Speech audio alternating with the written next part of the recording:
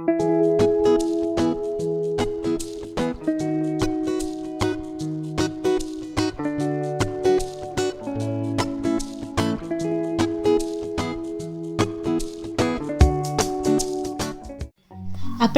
വിഷുക്കാലമൊക്കെ ആയി.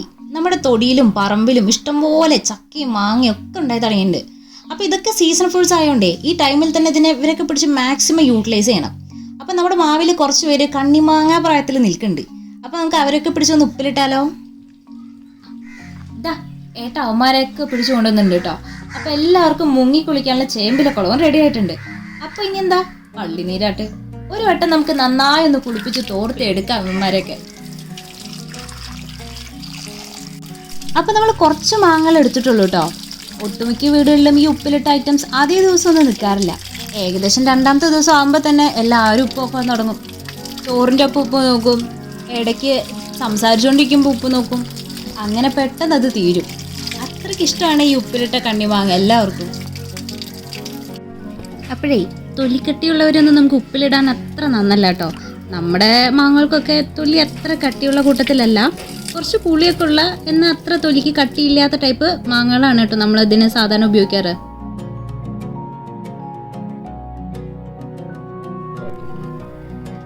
നമ്മളപ്പോൾ കണ്ണിമാങ്ങ ഉപ്പിലിടാൻ പോവാണ്. അപ്പോൾ ഇതിനെ നമുക്ക് അരിഞ്ഞെടുക്കാം. ഇതിന് 4 പീസാണ് നമ്മൾ ആക്കുന്നുള്ളൂ കേട്ടോ. ഇതൊന്നും കളയുന്നില്ല. അതിൽ കുറച്ച് പാലൊക്കെ ഉണ്ടാവും, പക്ഷെ അതൊന്നും നമ്മൾ കളയേണ്ട കാര്യമില്ല. അപ്പോൾ നമ്മുടെ കണ്ണിമാങ്ങയൊക്കെ ഉണ്ടല്ലോ, അതിൻ്റെ ഞെട്ടിയോടെ തന്നെ മുറിക്കുന്നതാണ് നല്ലത്.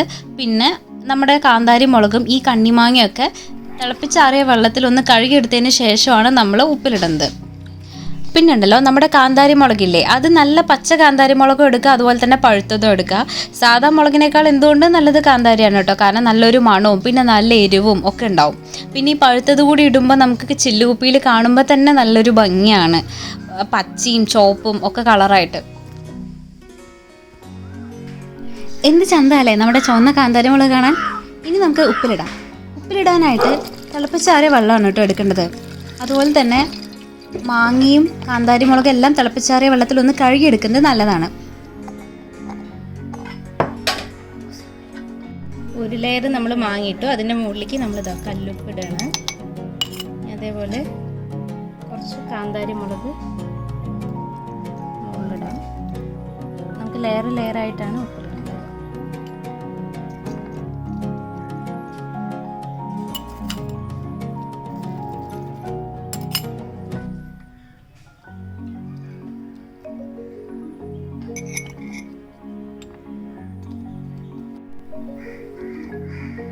മാങ്ങിയിട്ടും ഇതിലേക്ക് പകുതി മുളക് നടുവായി കീറിയിട്ടും പകുതി കീറാണ്ട് കേട്ടോ ഇടുന്നത്, കാന്താരി ഇടുന്നത്. അപ്പം നല്ല എരി കിട്ടും നമുക്ക്. ഇതിലേക്ക് കുറച്ചുകൂടി ഇട്ട് കൊടുക്കാം.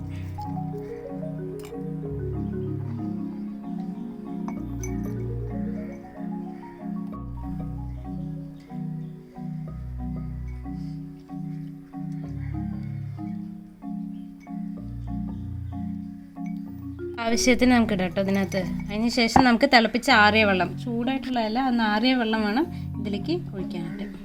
ഈ ആവശ്യത്തിന് തിളപ്പിച്ച് ആറിയ വെള്ളം നമുക്ക് ഒഴിച്ചു കൊടുക്കാം.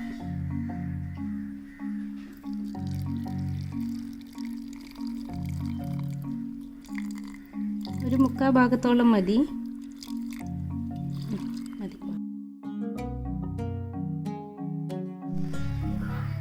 അങ്ങനെ നമ്മുടെ ഉപ്പിലിട്ട ഓർമ്മകളൊക്കെ റെഡി ആയിട്ടുണ്ട്. ഇനി നമുക്കിതിനെ 2-3 ദിവസം ഉപ്പൊക്കെ പിടിക്കാനായിട്ട് വെക്കാം.